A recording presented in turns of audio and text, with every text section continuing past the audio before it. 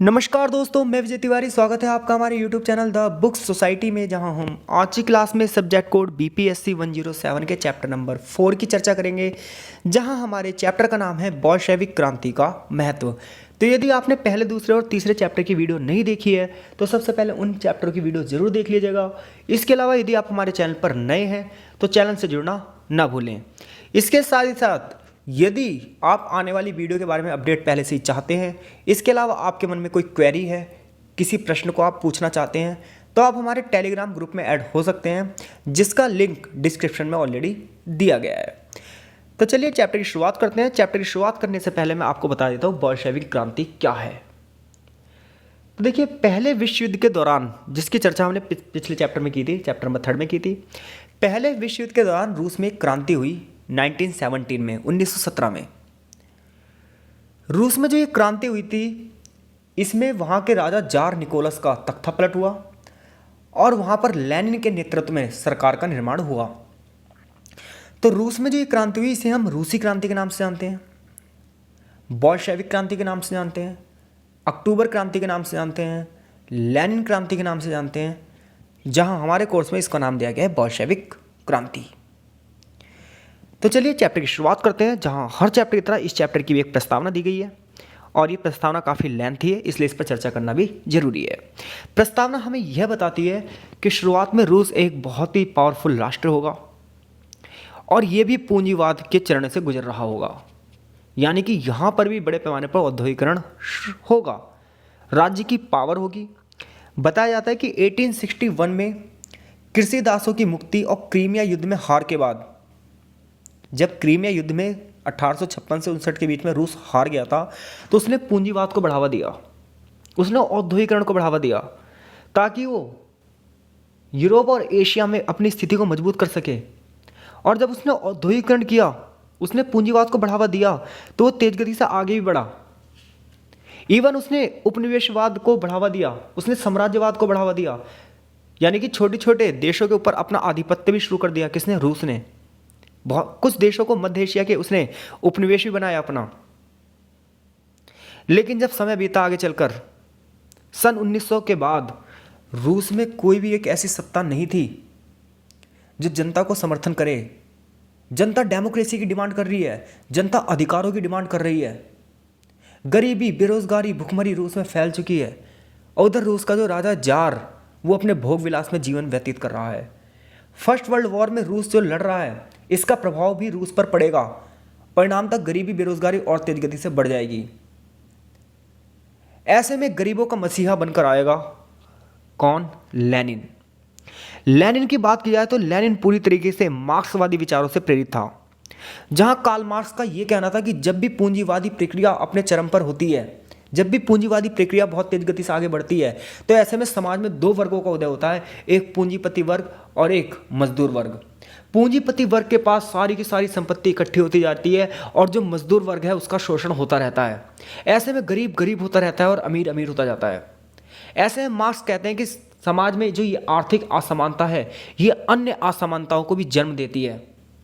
ये समाज में एक ऐसी व्यवस्था को पनपने देता है जो कि शोषणकारी व्यवस्था होती है। ऐसे में समाज में जो ये मजदूर वर्ग है, समाज का जो ये बोल्शेविक वर्ग है, इस वर्ग को क्रांति कर देनी चाहिए। पूंजीपति वर्ग की सारी संपत्ति छीन लेनी चाहिए और सत्ता खुद चलानी चाहिए। तो इस कार्ल मार्क्स के विचारों से प्रेरित था लेनिन, और लेनिन ने रूस के मजदूर वर्ग का लीडरशिप करी, नेतृत्व किया और रूस में क्रांति को जन्म दिया। शुरुआत में तो ऐसा लगने लगा कि क्रांति असफल हो जाएगी, लेकिन क्रांतिकारियों ने अपनी हार नहीं मानी। जहां एक बार को तो लेनिन को भागना पड़ा था, लेकिन अंततः जब दोबारा ये क्रांति हुई तो ये क्रांति सफल क्रांति हुई। इसे हम अक्टूबर क्रांति के नाम से भी जानते हैं, क्योंकि अक्टूबर में शुरू हुई थी और नवंबर में समाप्त। परिणाम ये हुआ कि जो राजा था जार निकोलस, उसे अपनी सत्ता छोड़नी पड़ी और रूस में एक नई सत्ता आई लेनिन के नेतृत्व में, साम्यवादी सत्ता, मजदूरों की सरकार, मजदूरों की सत्ता। और इस मजदूरों की सत्ता आने के बाद, मजदूरों की सरकार आने के बाद, साम्यवादी सरकार आने के बाद, लेनिन की सरकार आने के बाद, रूस ने जो पहला काम किया वो काम ये किया कि वो फर्स्ट वर्ल्ड वॉर से उसने अपने आप को अलग कर लिया। यानी कि फर्स्ट वर्ल्ड वॉर जो 1914 से लेकर 1918 तक चला था। इस युद्ध से रूस ने अपने आप को 1917 में हटा लिया। तो अक्टूबर क्रांति ने मजदूरों को, श्रमिकों को मिलकर एक नया राज्य बनाने की युग की शुरुआत करी। इन लोगों की रुचि ये थी कि आर्थिक शोषण को समाप्त किया जाए, युद्ध को खत्म किया जाए, आक्रमणों को खत्म किया जाए, उपनिवेशवाद को खत्म किया जाए, नस्लीय भेदभाव को खत्म किया जाए और समाज में एक समानता लेकर आया जाए। क्योंकि जहां पर उपनिवेशवाद है, जहां पर शोषण है, जहां पर नस्ल के आधार पर भेदभाव है, वहीं पर पूंजीपति व्यवस्था होती है, पूंजीवादी व्यवस्था होती है। तो पूंजीवाद के विरोध में एक नई व्यवस्था पूरे विश्व में जन्म लेती है लेनिन के नेतृत्व में, और वो व्यवस्था कौन सी? साम्यवाद। ऐसा इस चैप्टर की प्रस्तावना कहती है। आई होप सो आप इस बात को समझ गए होंगे। अब बात ये आती है, जब ये क्रांति रूस में सफल हो गई, रूस में साम्यवाद की स्थापना हो गई, तो इसने इंटरनेशनल लेवल पर क्या प्रभाव डाला? रूस में जो बोल्शेविक क्रांति हुई, इसने इंटरनेशनल रिलेशनशिप में क्या मोड़ लाया?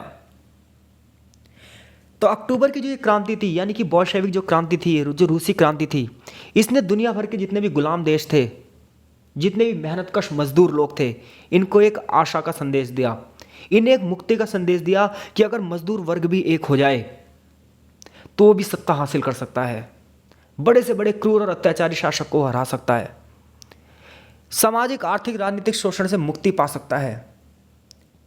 तो बोल्शेविक सरकार ने जितनी भी घोषणाएं करी, जितने भी कानून बनाए, जितने भी राजनीतिक पहल करी, वो सब एक सीरीज में करी। रूसी कांग्रेस ऑफ सोवियट्स की स्थापना की गई। जनवरी 1918 में declaration of rights of the working and exploited people की घोषणा की गई, जिसके अंतर्गत ये कहा गया कि हमें मानव जाति को युद्धों से मुक्ति दिलानी है, क्योंकि युद्ध कभी भी किसी देश के लिए फायदेमंद नहीं होता। ये इनका संकल्प था। यानी कि इंटरनेशनल रिलेशनशिप में युद्ध के विरुद्ध एक विचार पैदा किया। किसने? बोल्शेविक क्रांति ने। वो देश जो सदियों से शोषण झेल रहे थे, ब्रिटेन और फ्रांस का, उन देशों को एक आशा की किरण दी। किसने? अक्टूबर क्रांति ने। इसने पूरी दुनिया को यह दिखाया कि पूंजीपति वर्ग किस प्रकार से लाखों मजदूर वर्गों का शोषण करता है। जो ये बोल्शेविक सरकार बनी, इसने सबसे पहले जो काम किया वो काम ये किया कि इसने सबसे पहले ये सोचा कि किस प्रकार से शांति की स्थापना की जाए। अब ऐसे में रूस ने यूरोप में जो पहले से गुप्त संधियां की थी, सैन्य संधियां करी थी, उन सभी संधियों को इसने डिक्लाइन कर दिया। यानी कि the decree on peace Soviet गणराज्य द्वारा किया गया पहला काम था। जहां रूस ने जितनी भी पहले संधियां की थी जार के नेतृत्व में, जितनी भी गुप्त संधियां की थी, ये गुप्त संधियां क्या थी, या फर्स्ट वर्ल्ड वॉर वाले चैप्टर में पढ़िए, यानी कि थर्ड चैप्टर में पढ़िए, जिसमें मैंने आपको बहुत अच्छे से समझा रखा है कि पहले विश्व युद्ध का एक बहुत बड़ा कारण ये गुप्त संधियां भी थी। तो रूस जितनी भी गुप्त संधियों में शामिल था, उन सभी संधियों से वो पीछे हट गया जब इस बोल्शेविक सरकार की स्थापना करी, क्योंकि इस बोल्शेविक सरकार का सबसे पहला काम यही था कि ये शांति स्थापना करवाए। इसके साथ साथ इन्होंने ये भी कहा कि युद्ध के दौरान जितने भी क्षेत्रों पर कब्जा किया गया है उन सभी को छोड़ दिया जाए। जितने भी अल्पसंख्यक लोग हैं उनको ये चुनने की स्वतंत्रता हो कि वो किस देश के अंदर जाना चाहते हैं, या देश से बाहर जाना चाहते हैं, या स्वतंत्रता चाहते हैं, क्या चाहते हैं। हर किसी के अधिकारों की रक्षा की जाए, हर किसी की संस्कृति की रक्षा की जाए, हर किसी की संस्कृति का सम्मान किया जाए, प्रशासनिक स्वतंत्रता को बढ़ावा जाए, और युद्ध का जो नुकसान मांगा जाता है ना, युद्ध की जो क्षतिपूर्ति मांगी जाती है, इसका त्याग किया जाए, औपनिवेशिक समस्याओं का समाधान किया जाए। लेकिन जर्मनी ने ना सोवियत संघ के प्रस्ताव को नहीं माना और रूस पर अपमानजनक संधि थोप दी। इसके साथ साथ और क्या किया बोल्शेविकों ने? बोल्शेविकों यानी कि लेनिन का यह विश्वास था कि युद्ध मेहनतकश लोगों के हितों का हानिकारक है। यानी कि जितने भी मेहनत करके लोग अपना घर बनाते हैं, जितना मेहनत करके लोग अपना जीवन जीते हैं, युद्ध उस सबको एक पल में नाश कर देता है। बड़ी बड़ी शक्तियों को, बड़े बड़े लोगों को क्या प्रभाव पड़ रहा है युद्ध से? मरता तो गरीब है, ऐसा लेनिन का कहना था। तो बोल्शेविकों द्वारा पहला काम क्या किया गया? शांति की स्थापना। दूसरा काम इन्होंने ये करा कि पड़ोसी देशों में जितना भी विशेषाधिकार था उसे खत्म कर दिया। यानी कि 1917 की क्रांति से पहले रूस का जो दबदबा था अपने पड़ोसी देशों में, उस दबदबे को लेनिन ने खत्म कर दिया। इन्होंने कहा हर देश की राष्ट्रीय संप्रभुता बनी रहनी चाहिए, हर देश को समानता मिलनी चाहिए। यही सोवियत विदेश नीति का सिद्धांत था, यही सोवियत का व्यवहार था, यही समाजवाद के आदर्श थे, क्योंकि समाजवाद का पहला आदर्श होता है समानता की स्थापना करना। लेकिन अगर एक देश दूसरे देश को अपने कब्जे में रखेगा, एक देश दूसरे देश पर अपने विशेष अधिकार दिखाएगा, तो समानता कैसे स्थापित हो सकती है? इसलिए लेनिन ने पहला काम शांति स्थापना करा। और दूसरा काम ये करा कि जितने भी संघर्ष चल रहे थे, जितने भी छोटे छोटे देशों का उत्पीड़न किया जा रहा था, जितने भी छोटे छोटे देशों का शोषण किया जा रहा था, इन सभी देशों में आदर्शवाद की स्थापना करी और इन सब चीज़ों को समाप्त कर दिया। मित्रता की संधि करी, समानता को बढ़ावा दिया, संघर्ष को खत्म किया। जून 1919 में सोवियत सरकार ने ईरान में जितने भी रूसी नागरिक थे उन सभी के विशेष अधिकार समाप्त कर दिए। यानी कि पहले ईरान में जितने भी रूसी लोग रहते थे उन्हें विशेष अधिकार थे, लेकिन उन्हें अभी समाप्त कर दिए। ईरान के राजस्व पर रियायतें दे दी और नियंत्रण को त्याग कर दिया। ईरान को बिना किसी मुआवजे के बैंक, रेलवे और राजमार्ग, बंदरगाह सुविधाओं की मांग की गई। वो सारी चीज़ें इन्होंने ईरान को दे दी। यानी कि पहले जो इनका ईरान में नियंत्रण था, किसका? सोवियत सरकार का, उस नियंत्रण को इन्होंने लगभग खत्म कर दिया। ईरान की स्वतंत्रता की बात की गई। तुर्की से इन्होंने दोस्ती करी, गठबंधन की संधियां की गई, आर्थिक, वित्तीय और सैन्य सहायता मिली। अफगानिस्तान की संधि पर हस्ताक्षर किए गए। अफगानिस्तान को ब्याज मुक्त ऋण दिए गए, यानी कर्जा दिया गया और उस पर ब्याज भी नहीं लगाया गया। यानी कि बोल्शेविकों की जब सरकार बनी तो उन्होंने क्या क्या काम किए? तो बोल्शेविकों की जो सरकार बनी उसमें उन्होंने पहले शांति की स्थापना करी, फिर पड़ोसी देशों में रूस का जो विशेष अधिकार था, पड़ोसी देशों में जो रूस का विशेष अधिकार के साथ साथ कब्जा था, उस सबको समाप्त कर दिया, ताकि अंतर्राष्ट्रीय स्तर पर एक समानता आधारित संबंधों की स्थापना की जाए। तो ये तो बात होगी बोल्शेविकों के काम की। अब बात आती है जो बोल्शेविक क्रांति हुई, इसने उपनिवेशी देशों पर को कैसे प्रभावित किया। यानी कि जो देश गुलाम थे, ब्रिटेन के गुलाम थे, फ्रांस के गुलाम थे, या फिर जापान के गुलाम थे, जर्मनी के गुलाम थे, ये जो देश गुलाम थे, इन पर इस क्रांति का क्या प्रभाव पड़ा? तो जैसा कि हमने पहले ही पढ़ लिया कि रूस की क्रांति ने पूरे के पूरे विश्व के गरीबों को, गुलामों को ये आशा की किरण दी कि अगर वो सब एकजुट हो जाए और अपने अधिकारों के लिए मांग करें तो कोई ऐसी ताकत नहीं है जो उनके अधिकार ना दे।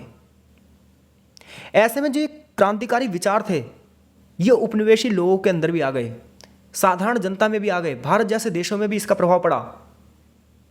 जितनी पूंजीवादी ताकतें थीं, इन पूंजीवादी ताकतों को रूसी क्रांति ने ध्वस्त कर दिया था।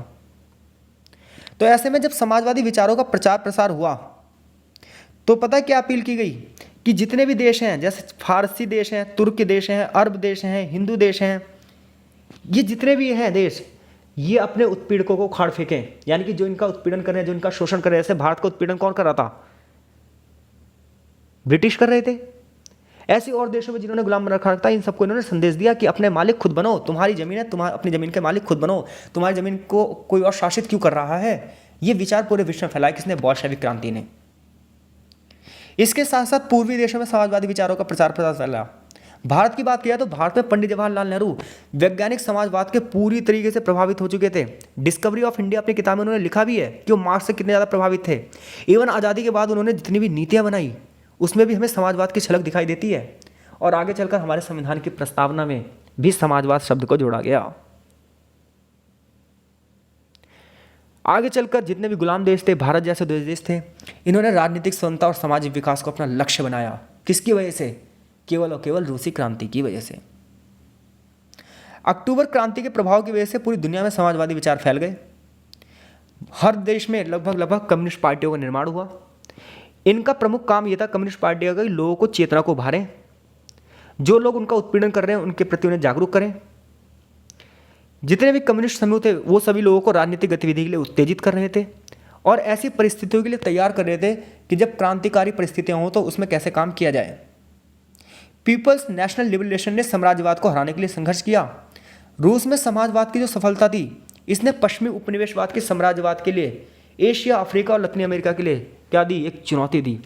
यानी कि इन देशों पर जो उपनिवेशी शासन था, पूंजीवाद जो था, उसको एक चुनौती दे दी सीधी सीधी। किसने? अक्टूबर क्रांति ने।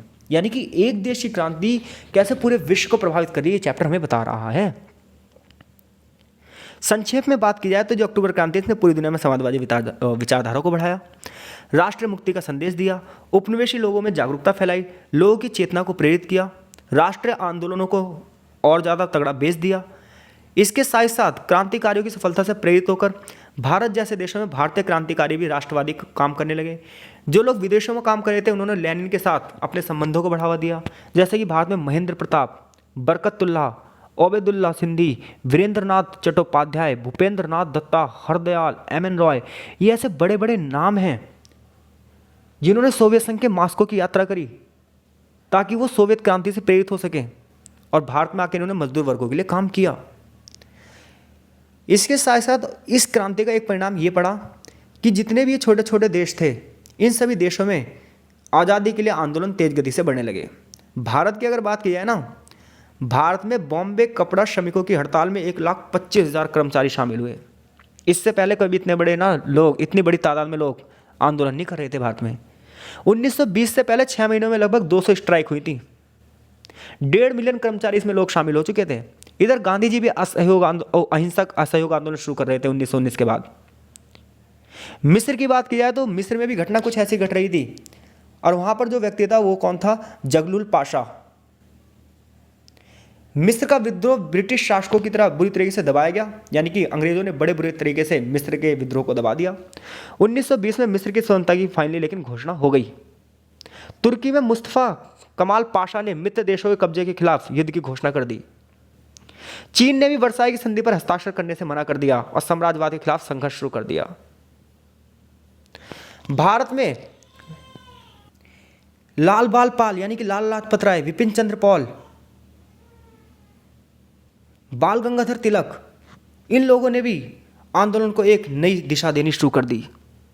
तो इस प्रकार से बोल्शेविक क्रांति का प्रभाव छोटे छोटे देशों में बहुत सारे लोगों पर पड़ा, जिन्होंने राष्ट्र मुक्ति के लिए बड़े पैमाने पर आंदोलन शुरू कर दिए। हालांकि औपनिवेशिक ताकतों द्वारा इन आंदोलनों को बहुत क्रूरता के साथ दबाया भी गया, लेकिन फिर भी कई देशों में आंदोलन सफल भी हुए और कई देशों में आगे चलकर सफल हुए।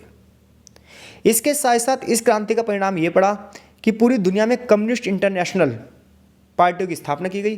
कम्युनिस्ट इंटरनेशनल की बात करें तो ये कम्युनिस्ट पार्टियों का एक ग्रुप था जो पूरी दुनिया भर में समाजवादी क्रांति के लिए लोगों को समर्पित था कि हर एक देश में एक कम्युनिस्ट पार्टी हो, उसके लिए फंड की पूरा करेगा, उन्हें राजनीतिक मार्गदर्शन देगा। जैसे कि भारत में भी कम्युनिज्म की स्थापना हुई, आज भी कम्युनिस्ट पार्टी भारत में काम कर रही है। तो पूरे विश्व में लगभग सभी देशों में कम्युनिस्ट इंटरनेशनल ने अपनी ब्रांचेस स्थापित करी और उन्हें राजनीतिक मार्गदर्शन दिया। इसके साथ साथ उन्हें मौजूदा फंड भी, यानी कि जितने भी उसके लिए पैसे वैसे की जरूरत थी, जितनी भी राजनीतिक गतिविधियों के लिए जरूरत थी, उसके लिए भी मार्गदर्शन किया। किसने? कम्युनिस्ट इंटरनेशनल ने। 1920 के बाद भारत में भी कम्युनिस्ट पार्टी की स्थापना की जाएगी। तो ये कम्युनिस्ट इंटरनेशनल के काम होंगे यहाँ से यहाँ तक, जिसकी चर्चा हम पहले से ही कर चुके हैं। इसके साथ साथ पूरे विश्व में और क्या प्रभाव मिलेगा? श्रमिक आंदोलनों का उदय होगा। कह रहा है अक्टूबर क्रांति ने उपनिवेशों से न सिर्फ मुक्ति आंदोलन के बारे में प्रभाव डाला है, बल्कि श्रमिकों के हक की बात करिए, श्रमिकों के अधिकारों की बात की है। बहुत सारी ट्रेड यूनियन बनेगी, जो मिल मालिक होंगे उनके खिलाफ बड़े पैमाने पर यूनियन का गठन किया जाएगा। कह रहा है 1919 में जब मॉस्को में कम्युनिस्ट इंटरनेशनल का तीसरा कॉमिटन का गठन किया गया, इसमें इस बात को रूप दिया गया क्या कि जितने भी देश हैं उसमें मजदूर वर्ग के हितों के लिए बात की जाएगी और मजदूर वर्ग अपने संघर्ष के लिए खुद लड़ेगा। तो औपनिवेशिक शासन की जो दमनकारी प्रवृत्ति थी, जो ये अत्याचारी प्रवृत्ति थी, इस प्रवृत्ति को खुलकर सबके सामने कौन लेकर आए? ये साम्यवादी दल, ये कम्युनिस्ट दल। भारत की बात किया तो एम.एन. रॉय, एच. मुखर्जी जैसे जो लोग थे, इन लोगों ने कम्युनिस्ट पार्टी की स्थापना करी। नवंबर 1917 की अगर मैं बात करूं आपको, तो नवंबर 1917 में अधिकांश उद्योग और बैंकों का राष्ट्रीयकरण कर दिया गया, जिसका मतलब था सरकार के स्वामित्व को बढ़ावा दिया जाएगा। भूमि को समाज की संपत्ति घोषित कर दिया गया। किसानों को भूमि जब्त करने की अनुमति दे दी गई। यह सब बोल्शेविक क्रांति का परिणाम था। तो अगर आपसे क्वेश्चन पूछे जाए कि बोल्शेविक क्रांति का क्या महत्व है, रूस में एक क्रांति शुरू होती है, उसने पूरे विश्व को कैसे प्रभावित किया, तो आई होप सो आप इस प्रश्न का उत्तर देने में सक्षम हैं। तो यदि आपको वीडियो समझ में आ रही है तो वीडियो को लाइक ज़रूर कीजिए और कमेंट करके हमें अपनी राय देते रहिए। आपका बहुत बहुत धन्यवाद।